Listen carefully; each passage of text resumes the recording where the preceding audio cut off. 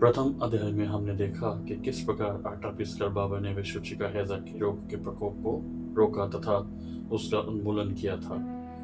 साईं की इन अद्भुत लीलाओं को सुनकर मेरा हृदय अति आनंदित हुआ और यही आनंद का स्रोत काव्य के रूप में प्रकट हुआ। इसलिए मैंने विचार किया कि मुझे इन महान आश्चर्यजनक लीलाओं का वर्णन करना चाहिए जो बाबा के भक्तों के लिए मनोरंजक एवं शिक्षाप्रद सिद्ध होगी तथा उनके पठन पाठन से उनके पाप पूर्ण रूप से नष्ट हो जाएंगे।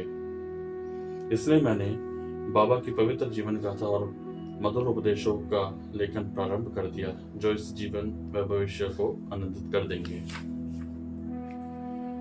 मैं श्वेतांगण व पाठकों से प्रार्थना करता हूँ कि आइए और इन कथाओं का आनंद लीजिए। वे भाग्यशाली हैं जो सदा धार्मिक, सदाचारी व पावन लोगों की संगति में रहकर इन पवित्र कथाओं का श्रवण व मनन करते हैं। अगर मैं अपने परम मित्र जिसके साथ मैंने दिन रात बिताए हैं वह जिसे मैं कई वर्षों से जानता हूँ कि जीवनी लिखने में असमर्थ हूँ तो भला मैं एक महान संत की जीवनी किस प्रकार लिख सकता हूँ। किसी संत का चरित्र समझने के लिए स्वयं का पहले संत होना नितांत आवश्यक है। मैं संतों का वर्णन कैसे कर सकता हूँ। मैं जानता हूँ कि मुझ जैसा मूढ़मती इस कार्य के लिए योग्य नहीं है। भले ही सातों समुद्रों की गहराई नापी जा सके और आकाश को वस्त्र से ढकना भी संभव हो जाए, परंतु मनुष्य द्वारा संतों को पूरी तरह समझ पाना असंभव है। मैं जानता हूँ कि मैं एक अधम व पतित मानव हूँ, लेकिन बाबा की असीमित शक्ति और महिमा ने ही मुझे उनकी लीलाओं का गुणगान करने के लिए प्रेरित किया है, जिसे रोक पाना अब मेरे वश में नहीं है। हे साईनाथ, आपकी जय हो। आप ही दीन दुखियों के सहारे हो। आपकी करुणा व प्रेम को समझ पाना जटिल कार्य है, वह उसका वर्णन करना असंभव है। अपने इस सेवक पर भी अपनी करुणा बरसा दो। मैं लगन के साथ आपकी जीवनी को लिपिबद्ध करना चाहता हूँ। मुझे भली भांति ज्ञात है कि इस कार्य का आरंभ करने के लिए अदम्य साहस की आवश्यकता है। साईं से मेरी प्रार्थना है कि ऐसा ना हो कि मुझे 4 लोगों के समक्ष हंसी का पात्र बनना पड़े।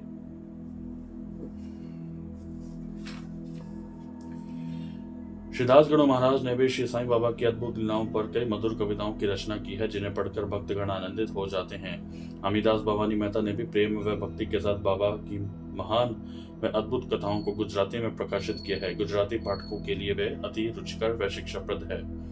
इसके अलावा बाबा के कुछ परम भक्तों ने पुणे से बाबा की कुछ कथाओं को एकत्रित कर साईं प्रभा नामक पत्रिका में प्रकाशित किया है। यहाँ पाठगण प्रश्न कर सकते हैं कि जब बाबा के जीवन पर प्रकाश डालने वाला इतना साहित्य उपलब्ध है तो फिर एक अन्य ग्रंथ साईं सचित्र रचने की आवश्यकता ही कहाँ पैदा होती है। अब कृपया उत्तर सुने। साईं बाबा की जीवनी को पूर्णतः समझ पाना सहज नहीं, ना ही उसका संतोषप्रद वर्णन किया जा सकता है। इसलिए अपनी सामर्थ्य व योग्यता से उसका जितना भी वर्णन हो जाए उसी में संतोष करना चाहिए। श्री साईं बाबा की जीवनी, उनके दृष्टांत एवं उपदेश महान आश्चर्य से परिपूर्ण है। दुखी और दुर्भाग्यग्रस्त मानवों को इनसे शांति और सुख प्राप्त होगा तथा लोक व परलोक में श्रेयस की प्राप्ति होगी। बाबा विभिन्न प्रकार की कहानियां सुनाते थे, कुछ सांसारिक ज्ञान की तो कुछ सामान्य अनुभवों की, जो उनकी अद्भुत लीलाओं का वर्णन करती थी।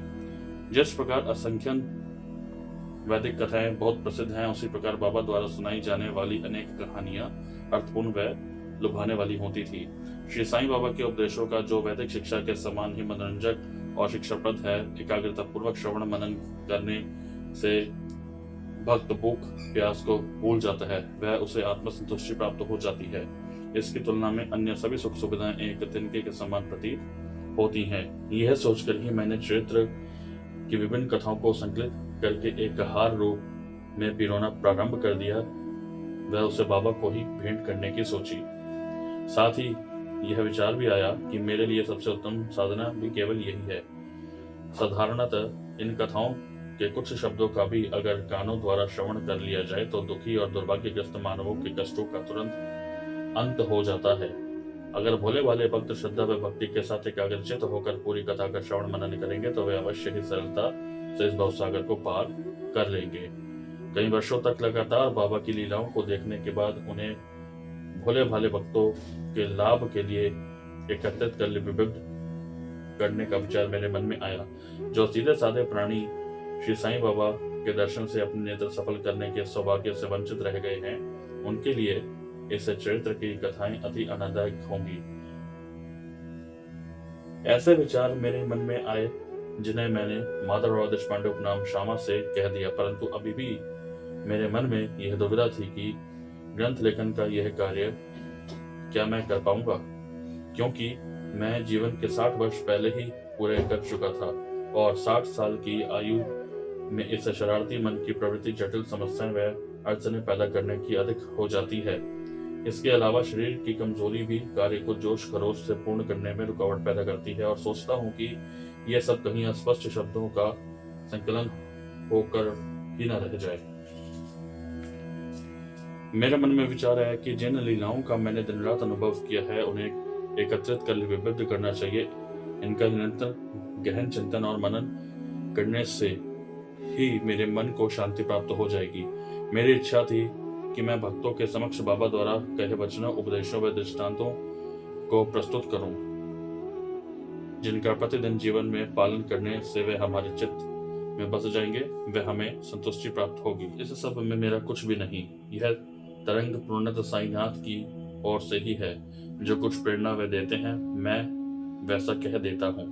मैं कहता हूँ ऐसा कहना भी मेरा अहंकार है। असल में डोर तो साईं के हाथ में ही है, वे ही मेरी जीवा को हिलाकर उच्चारण करवाते हैं। मैं कहता हूँ ऐसा कहने वाला मैं कौन होता हूँ। बाबा के चरणों में अपना अह त्यागने पर भविष्य में परमानंद की प्राप्ति सरलता से हो जाती है। अहंकार पर विजय पा लेने के बाद संपूर्ण जीवन आनंदमय हो जाता है। जब यह विचार मन में आया था तब मौका हाथ में होते हुए भी मैं स्वयं बाबा की आज्ञा प्राप्त करने का साहस न कर सका। तभी मैंने माधवराव को देखा। मैं तुरंत उन्हें अपने विचारों से अवगत कराया। बाबा के आसपास किसी को न देखकर माधवराव ने मौके का फायदा उठाया। वह विनम्र शब्दों में उनसे इस प्रकार प्रार्थना की, बाबा, येडना साहब बोलकर कहते हैं कि अगर आप आज्ञा दें तो यह अपनी पूरी योग्यता व क्षमता अनुसार आपकी जीवनी लिखना चाहते हैं, परंतु आप कृपया ऐसा न कहना कि मैं तो एक फकीर हूँ जो भिक्षा मांगने के लिए द्वार द्वार घूमता हूँ, किसी प्रकार रूखी सूखी खाकर गुजारा करता हूँ तथा मेरे जैसे की जीवनी लिखने की आवश्यकता ही क्या है।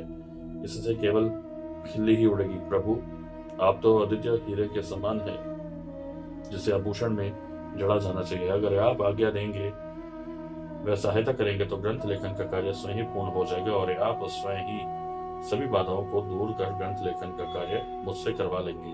संतों का आशीर्वाद अपने आप में ही ग्रंथ लेखन के शुभारंभ का प्रतीक है। बिना आपकी कृपा के किसी प्रकार का लेखन कार्य निर्विघ्न पूर्ण नहीं हो सकता।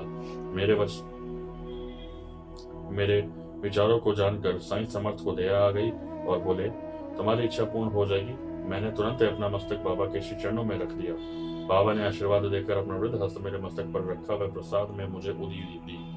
बाबा तो घट घट में व्याप्त हैं, वे अपने भक्तों को संसार के सभी बंधनों से मुक्त कर देते हैं। माधवराव की प्रार्थना सुनकर साईं को मुझ पर दया आ गई व उन्होंने धीरे धीरे मेरे अधीर व परेशान मन को शांत करने की शक्ति प्रदान की। कार्य के प्रति मेरी लगन एवं ईमानदारी को जानते हुए श्री साईं के श्रीमुख से सहमति के सूचक शब्द निकले। सभी सत्य कथाओं, अनुभवों, दृष्टांतों, उपदेशों में वार्तालाप आदि को एकत्रित करो, संकलित कर लिपिबद्ध करना ठीक रहेगा। मैं इनकी सहायता करूंगा। मैं स्वयं ही अपनी जीवन कथा लिखूंगा। मैं स्वयं ही अपनी जीवनी लिखकर भक्तों की इच्छा पूर्ण करूंगा, परंतु इनको अपना अहम त्याग कर मेरी शरण में आना चाहिए। जो अपने जीवन में इस प्रकार आचरण करता है उसे ग्रंथ लेखन में मेरा पूर्ण सहयोग तो मिलता ही है, साथ ही साथ मैं उसके हर कार्य पूर्ण करने के लिए कठिन परिश्रम भी करूंगा। जब इनका अहम और अभिमान पूर्णतः नष्ट हो जाएगा और खोजने पर लेश मात्र भी न मिलेगा, तब मैं इनके अंतःकरण में प्रकट होकर स्वयं ही अपनी जीवनी लिखूंगा। जब कथाओं का लेखन, श्रवण, मनन व चिंतन हृदय में इन दृढ़ विचारों को रखकर किया जाएगा, तब यह कार्य मेरे द्वारा ही पूर्ण होगा। वह हेमांड पंथ तो कार्य पूर्ति के लिए एक यंत्र मात्र ही है। बाबा के वचन। मेरी कथाओं के श्रवण से, उनके कीर्तन द्वारा दूसरों को वर्णन करने से और कथाओं पर मनन करने से मेरे प्रति प्रेम व भक्ति में वृद्धि होगी। वैज्ञानिकता का तुरंत अंत हो जाएगा। जहाँ भी विश्वास व भक्ति का समावेश होता है, मैं सदैव वह दास बनकर रहता हूँ। इस विषय में कोई संदेह नहीं है, अन्यथा मैं सदैव अप्राप्य ही हूँ। जब निर्दोष व सरल भाव से इन कथाओं का श्रवण व मनन किया जाएगा, तब श्रोताओं के हृदय में भक्ति भाव जागृत होगा और स्वतः ही उन्हें परमानंद और चिर संतोष की उपलब्धि हो जाएगी। भक्तों को आत्मबोध हो जाएगा, जिससे उसके जीव आत्मा और शिव ब्रह्मा दोनों में एक रूपता हो जाएगी। तब वह अगम्य अचिंत्य यानी समझ से बाहर के विषयों को पूरी तरह से समझ पाने में सक्षम हो जाएगा, जो कि गुण रहित है। इस प्रकार अखंड चैतन्य गण से अभिन्नता प्राप्त हो जाएगी। मेरी कथाओं का ऐसा परितोषक और फल है। इसके अलावा कोई दूसरी इच्छा कर भी क्या सकता है। श्रुतियों वेदों के अनुसार यही अंतिम लक्ष्य भी होना चाहिए और इसको प्राप्त कर लेने के पश्चात भक्त धनी हो जाता है। जहाँ झगड़ालू और कलह प्रिय तरीके प्रबल और प्रचलित हो, वहां अज्ञानता व माया भरपूर होती है। वहां मुक्ति के विषय में कोई विचार नहीं करता और मन सदा द्वेषपूर्ण व मिथ्या कल्पनाओं में ही भ्रमित रहता है। ऐसा व्यक्ति आत्मज्ञान के लायक नहीं होता। वह तो केवल अज्ञानता से ही घिरा रहता है। वह ना तो धरती पर सुख भोगता है और ना ही स्वर्ग में। वह हर समय और हर जगह दुखी ही रहता है। हम ना तो अपने दृष्टिकोण का हठपूर्वक प्रतिपादन करते हैं और ना ही दूसरे के विचारों का खंडन करते हैं। इसके अलावा ना ही इसके विपरीत उठने वाले दृष्टिकोणों का वर्णन करते हैं। इस प्रकार का व्यर्थ और अनुचित प्रयत्न ही क्यों किया जाए। प्रथम अध्याय के अंत में मैंने श्रोताओं एवं पाठकों को वचन दिया था कि हेमाड़ की उपाधि किस प्रकार प्राप्त हुई। पहले मैं इसका वर्णन करूंगा। हर अध्याय के अंत में हमने सुनते हैं कि इसकी रचना भक्त हेमाड़ पंथ ने की है, परंतु यह पंथ कौन है? यह प्रश्न तो श्रोताओं के मन में स्वतः ही उठता होगा। इस उत्सुकता को शांत करने के लिए आप सभी ध्यान से सुने कि किस प्रकार रचनाकार को यह उपाधि प्राप्त हुई। हे श्रोतांगण, अब कृपया कर ध्यान से इस कथा को सुने कि किस प्रकार रचनाकार को हेमाड़ पंथ की उपाधि प्राप्त हुई। इस कृति के रचनाकार प्रकृति से ही नटखट थे। इसके अलावा वह दूसरों की खिल्ली उड़ाते हुए उनका उपहास किया करते थे। भाग्य व कर्म की प्रबल शक्ति ने मेरी बाबा के दर्शन की इच्छा को काफी कम कर दिया और यही मेरी शिरडी यात्रा में रुकावट बन गई। शिरडी क्यों जाया जाए? जरा मेरे मित्र की हालत तो देखो। क्या यही फायदा है गुरु की शरण में रहने का? भाग्य के सामने गुरु क्या कर सकता है? अगर होनी को होकर ही रहना है तो फिर गुरु की आवश्यकता ही कहाँ है? इसलिए शिरडी यात्रा स्थगित कर दी गई। वह ज्ञान से अछूते थे।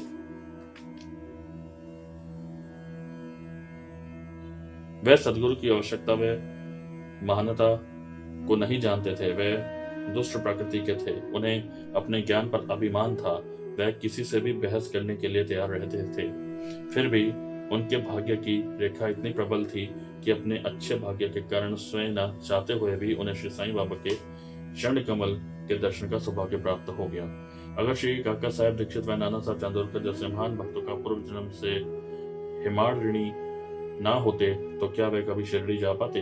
काका साहेब मुझसे अनुरोध करते रहे और शिरडी यात्रा का कार्यक्रम तय हो गया, लेकिन प्रस्थान के दिन अचानक फैसला बदल गया।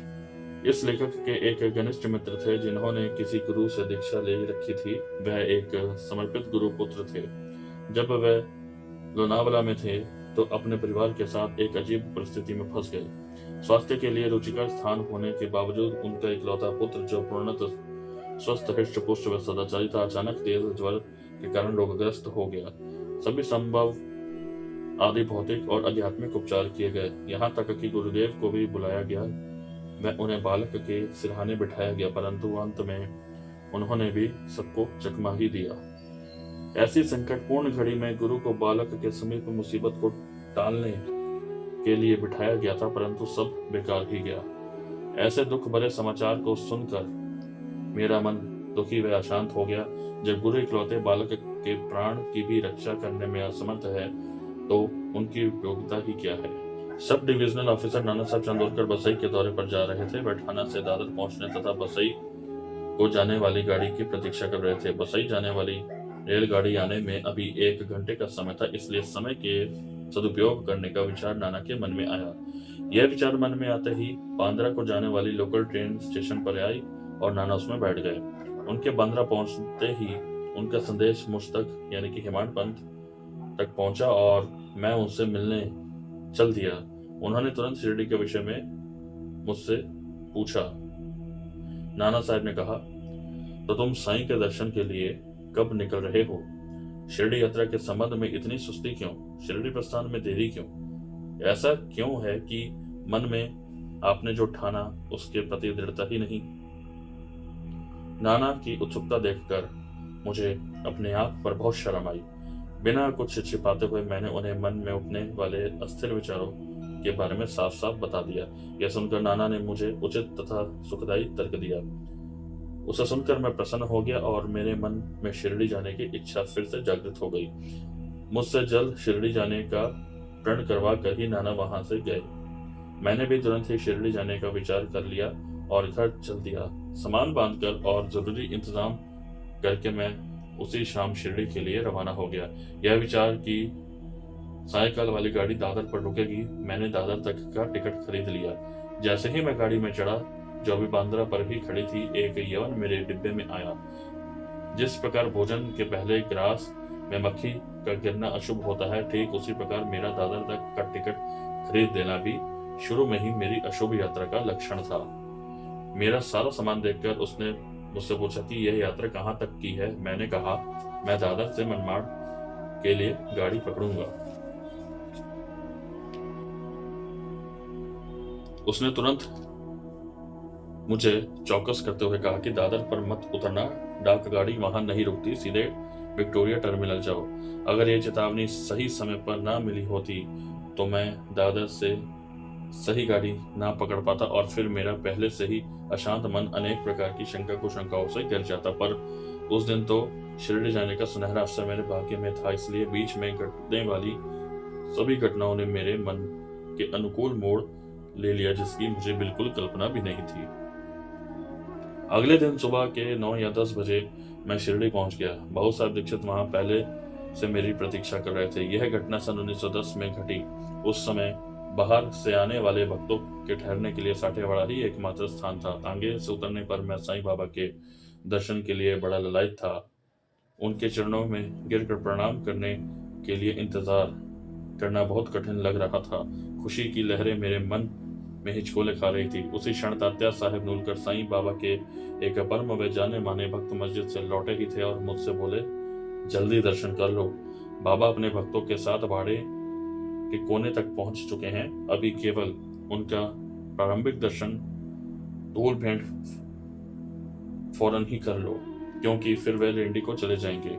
बाद में नहाना और जब बाबा वापस आ जाएं तब मस्जिद जाकर सुविधा से एक बार फिर दर्शन करना। यह सुनते ही मैं भागकर उस जगह गया जहां बाबा थे और उनके चरणों की धूल में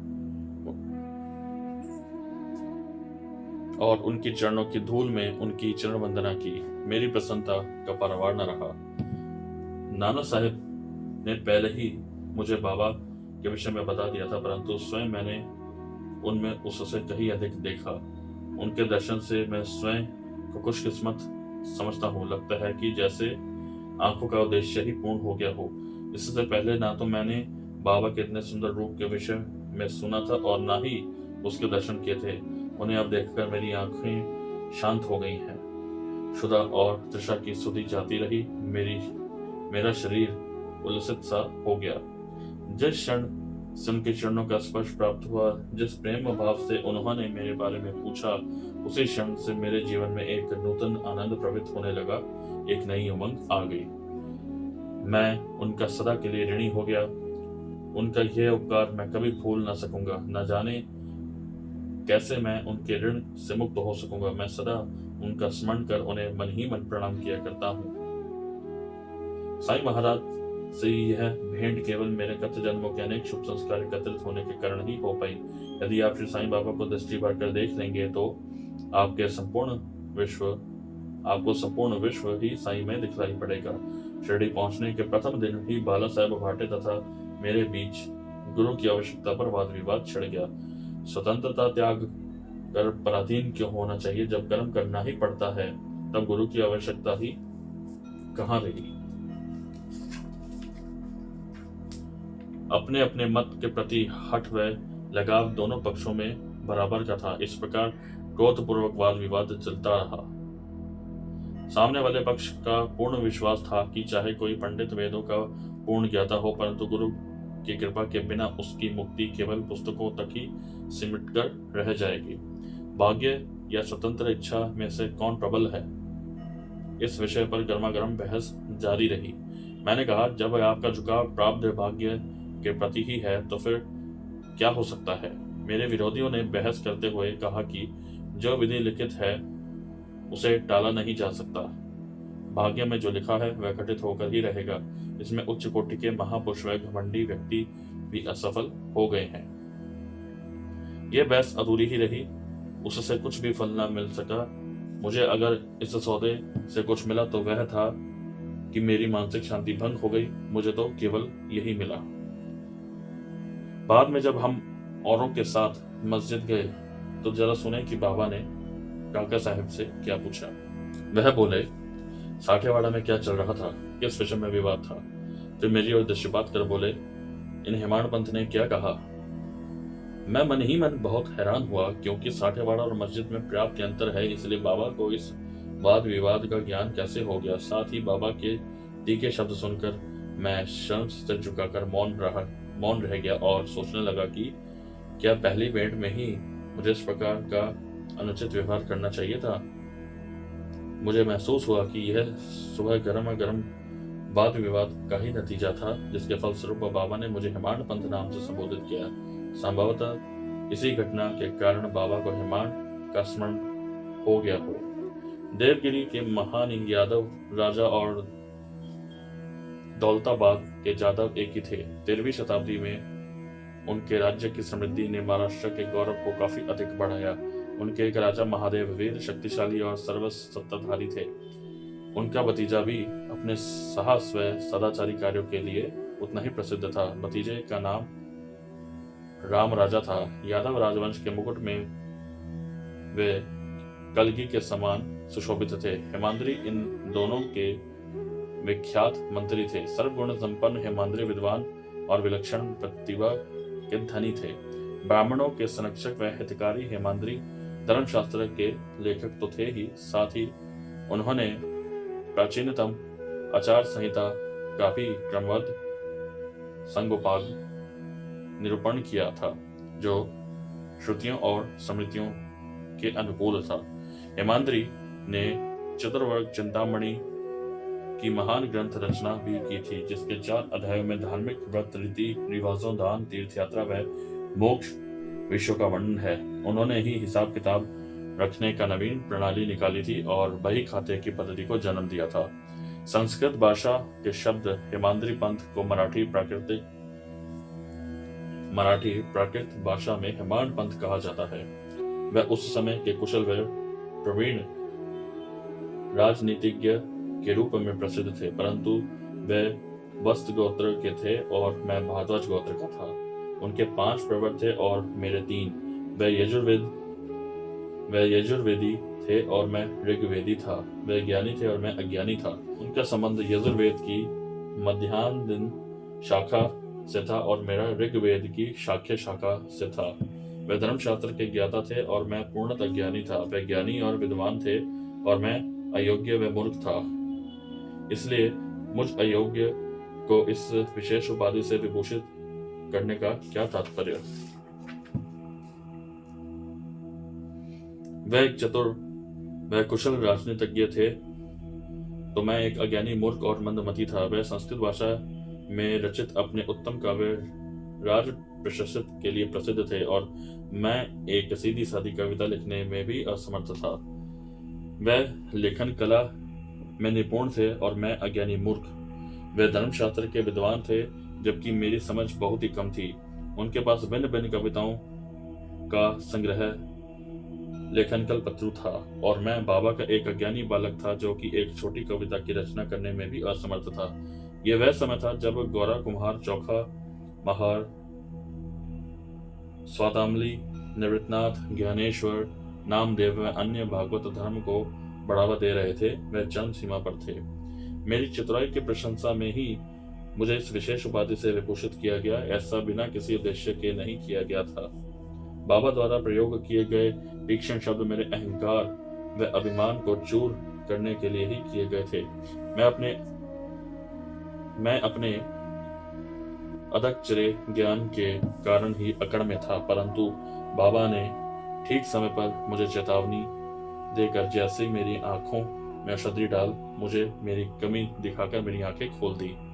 इस घटना से मैंने सीख ली कि मुझे क्षण भर के लिए भी झगड़ालू ढंग से व्यवहार नहीं करना चाहिए, क्योंकि झगड़ालू बनने से अनेक प्रकार की मुसीबतें सामने आने लगती हैं। यह नाम अवश्य ही मुझे इसलिए दिया होगा ताकि मैं भविष्य में सदा के लिए निर्भिमानी एवं विनम्र हो जाऊं तथा मरते दम तक यह सबक याद रखूं। घमंड करना और दूसरों के साथ व्यर्थ ही होड़ करना उचित नहीं होता। पूर्ण विश्वास, धैर्य और साहस के बिना आध्यात्मिक उन्नति संभव नहीं होती। इस कथा से हमें यह शिक्षा मिलती है कि हमें गुटबाजी से दूसरों के विचारों का व्यर्थ में खंडन करने और अहंकार के वश में फंसकर वाद विवाद करने से स्वयं को दूर ही रखना चाहिए।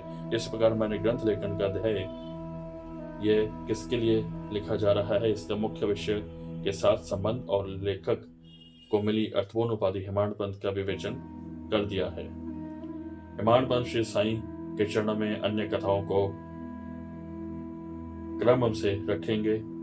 हे श्रोताओं, कृपया ध्यान पूर्वक उनका श्रवण करना। केवल साईं ही हमारी सफलता है, सौभाग्य है। साईं ही पूर्ण परमानंद है। वही हमें मोह माया के जाल में फंसने से बचा सकते हैं। हमारा अंतिम लक्ष्य भी केवल साईं ही है। सभी ध्यान पूर्वक बाबा की कथाओं का श्रवण करें। केवल उनकी दया से ही कलियुग में हृदय में उठने वाले कुविचारों का अंत होगा। वह संसार के सभी कष्ट दूर होंगे। सबका कल्याण हो।